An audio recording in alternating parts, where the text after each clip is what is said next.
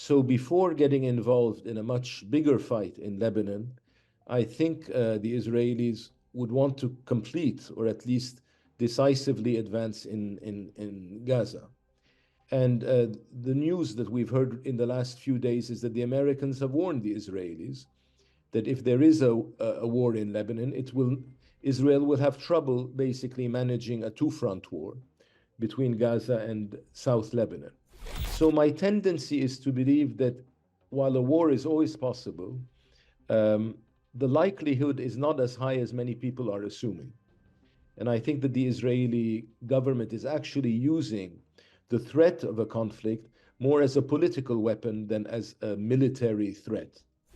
The US doesn't want Israel to go too far, notably to launch a war, but where is the limit? We never know regarding Israel. But the US doesn't want a regional war to be able to maintain its political influence in the region. And one of the key issues is that Israel pushing forward to a further war also put more conditions on the return of a possible and potential return on track of the normalization process within the Middle East.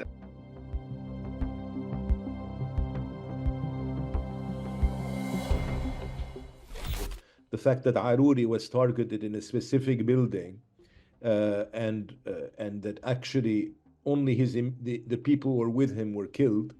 No one from Hezbollah was killed and no one in the street was killed.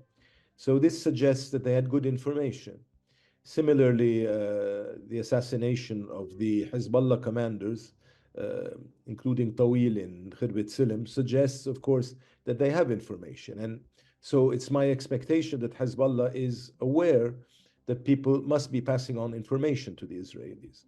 But, at the end of the day, the Israelis have many means to get information on their targets. I mean, they have surveillance techniques.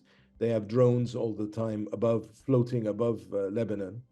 So I'm not quite sure, really. I can't really answer more than this. But of course, if I were Hezbollah, I would be a little bit worried that a number of senior commanders have been killed in this fashion. And obviously, this has impacted to a certain extent, the security of Hezbollah militarily and political personnel.